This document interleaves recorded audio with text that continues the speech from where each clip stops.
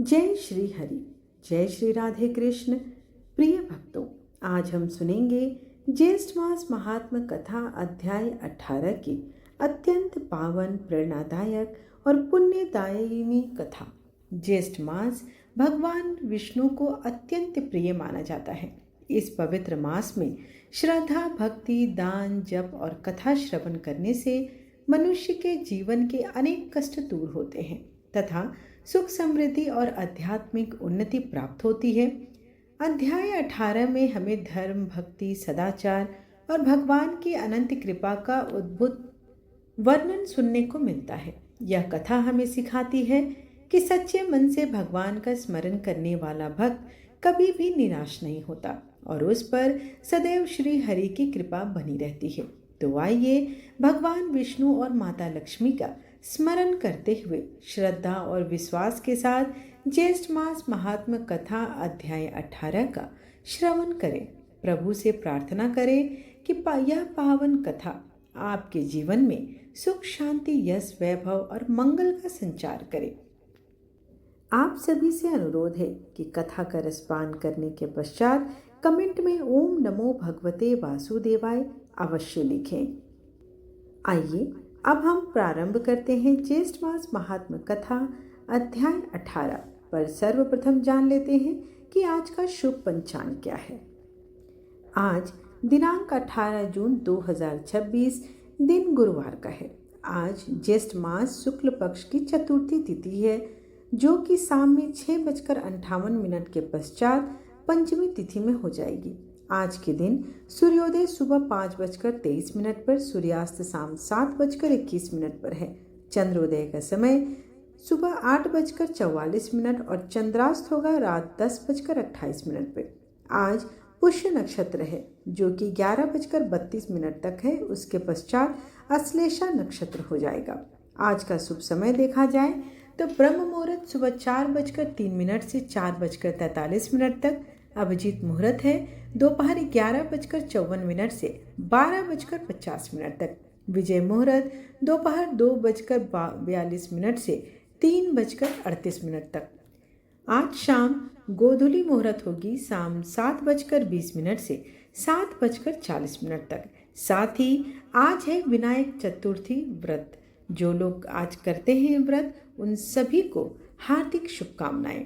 आइए अब हम रसपान करें 18वां अध्याय, जिसके अंतर्गत निर्जला एकादशी व्रत का वर्णन मिलता है। भीमसेनी कहने लगे कि हे तात, आपने जो एकादशी का व्रत और उसका जो महात्म्य कहा है, यह मुझको कुछ मूढ़ चित्त होते से सत्य प्रतीत नहीं होता। अतः आप वात्सल्य भाव त्याग कर ठीक ठीक बात बतलाइए। यदि आप सत्य वचन न कहेंगे तो मैं विदुर वचन सदृश अर्थात धृतराष्ट्र के प्रति जो विदुर ने वचन कहे थे, उसके समान नष्ट हो जाऊंगा। हे तात, मंत्री, पुरोहित और वैद्य, इनको सत्य और यथार्थ वचन ही बोलने चाहिए, अन्यथा केवल मीठे वचन बोलने से उनके धन, धर्म और शरीर तीनों ही नष्ट हो जाते हैं। व्यास जी कहने लगे कि हे पवन पुत्र भीमसेन, हमने जो पहले संक्षेप में तुमसे कहा वह सर्वथा सत्य है, इसका असत्य नहीं मानना। मैं इस विषय में तुमको एक प्राचीन इतिहास सुनाता हूँ। तुम उन स्कंद जी के वचनों को सुनकर संशय रहित हो जाओ। पूर्व काल में कालाजन पर्वत पर पुलिंद नाम वाला विख्यात समस्त धर्मों को पालन करने वाला और उनका ज्ञाता हुआ। उसने निष्कंटक राज्य करके वहां पर द्वारकापुरी के समान महान पुर बसाया और स्वयं अनेकों रथपति ऐरावत के समान हाथी और उच्च श्रवा के समान घोड़ों से परिवारित होकर और सचिवों से अनुमोदित होकर विजय यात्रा के लिए निकला।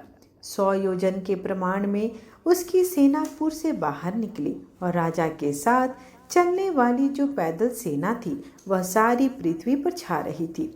7 व्यूह से युक्त वह सेना 7 महासमुद्रों के समान प्रतीत होती थी। राजा ने बड़े बड़े मंडलिक वीर राजाओं और सेवाओं को जीतकर उनसे बहुत सा धन और कर लेकर अपने पुर को वापस लौटा दिया। इस तरह पृथ्वी के अनेक चक्रवर्ती राजाओं को जीता। जिस जिस सेनापति को बलवान सुनता था वहां वेग पूर्वक जाकर उनको जीत लेता था।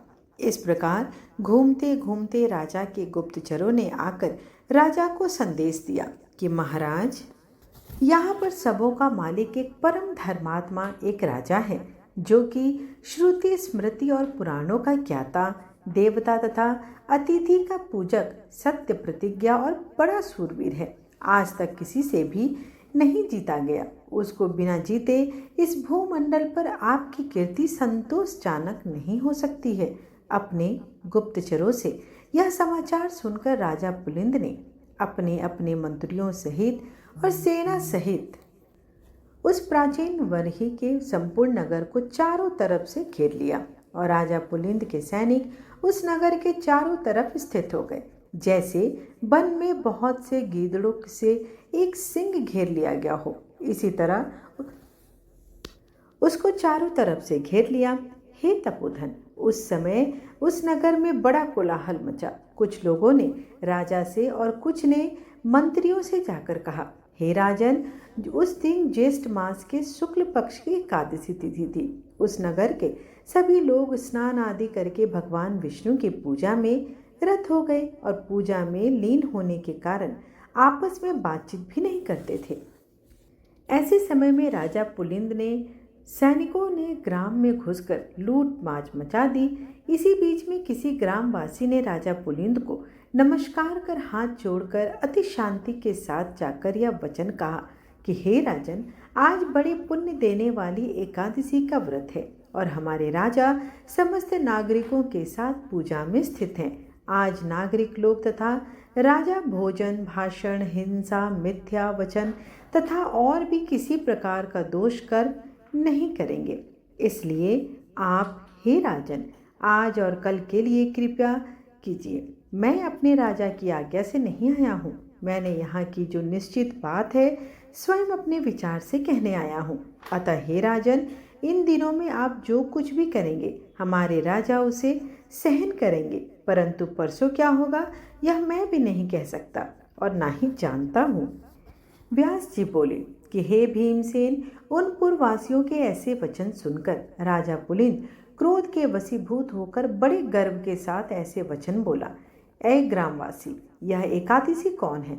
इस दिन किसका व्रत किया जाता है? अरे मूढ़, निष्फल बात क्यों बताता है? तू अपने घर कुशलता से चला जा, नहीं तो मेरे ये परम दारुण दूत तुझको मारेंगे। तत्पश्चात वे सब सैनिक नगर में घुस गए और बड़े बड़े महात्मा और साहूकारों के घर के दरवाजे तोड़कर घरों का अन्न और धन और कोष धीरे धीरे ले जाने लगे।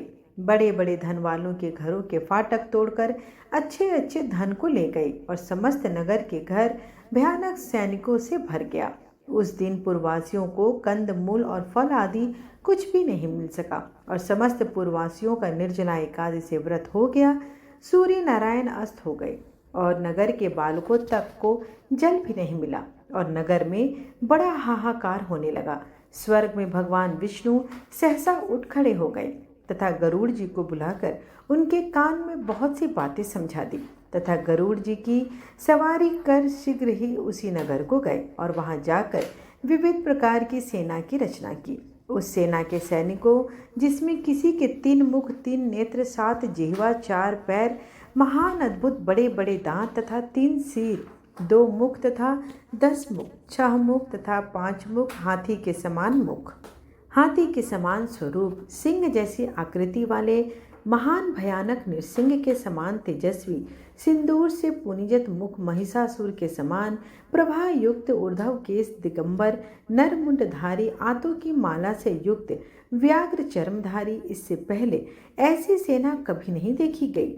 ऐसी सेना को सर्वव्यापक प्रभु विष्णु भगवान ने आज्ञा दी कि जाओ, राजाओं में अधम इस राजा पुलिंद को सेना सहित मेरी आज्ञा से सूर्योदय से पूर्व ही खूब अच्छी तरह से नाश करो।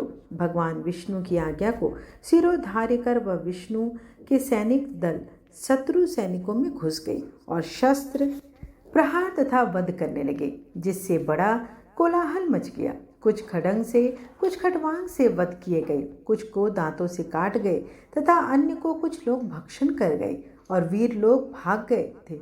उनके पैरों से पकड़कर नीचे गिरा दिया गया। इस प्रकार पैदल सेना के बहुत से वीर मार दिए गए और बहुत से खा लिए गए।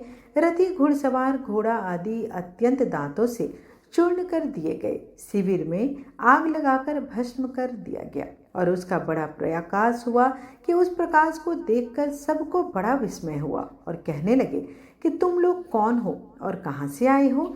हम लोगों ने ऐसे वीरों को कहीं पर कभी नहीं देखा। अतः उनको मनुष्य न समझकर सब सैनिक भागने लगे। सैनिकों को भागता हुआ देखकर विष्णु सैनिकों ने उनका पीछा कर मार डाला। इस प्रकार पुलिंद के सब सैनिकों को मार डाला। इसके पश्चात विष्णु गणों के साथ युद्ध करने के लिए स्वयं राजा पुलिंद गया और शस्त्र अस्त्र के दारुण प्रहार से आधा प्रहर युद्ध किया।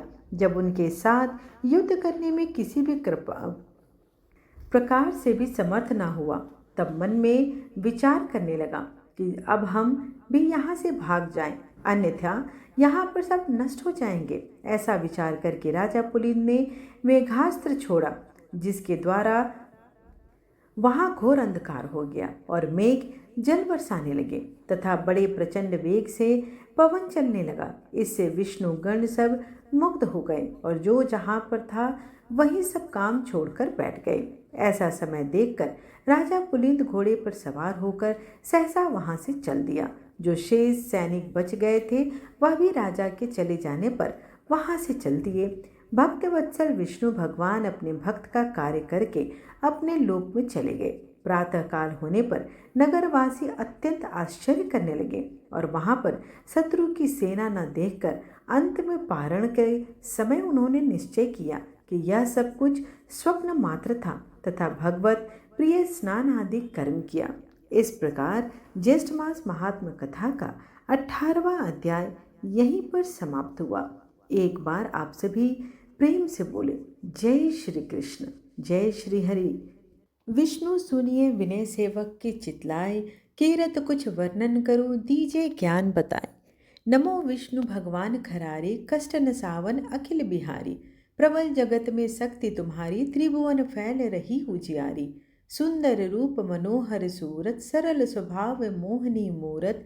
तन पर पीतांबर अति सोहत, वैजयंती माला मन मोहत। शंख चक्र कर गदा विराजे, दैत्य दैत्य असुर दल भाजे। सत्य धर्म मद लोभ न काजे, काम क्रोध मद लोभ न छाजे।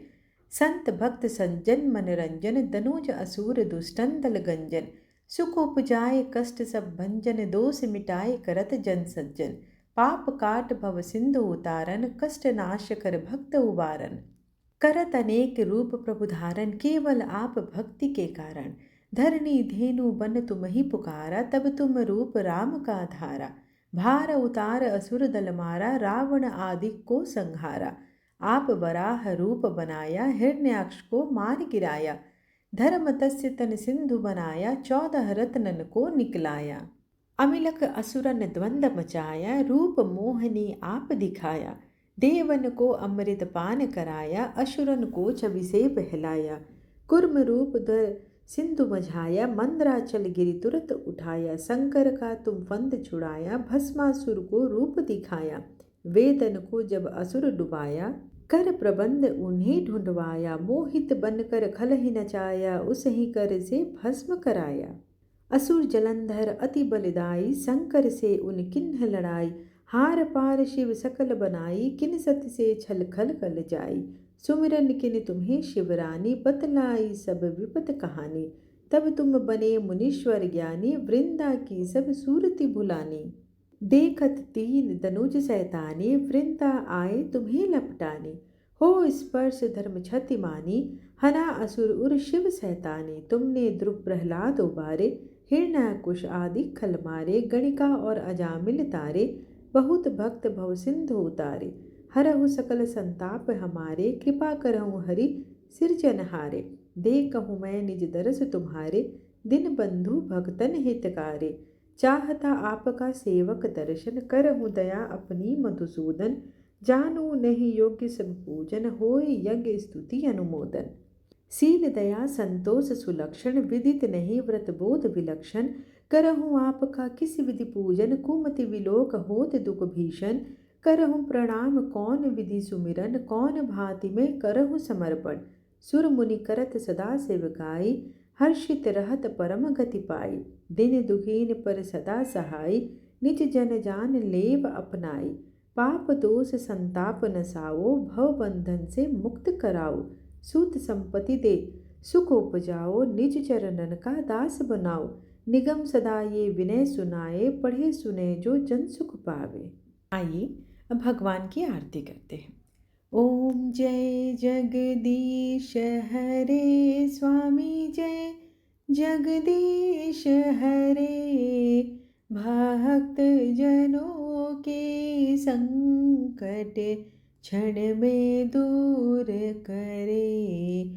ओम जय जगदीश हरे।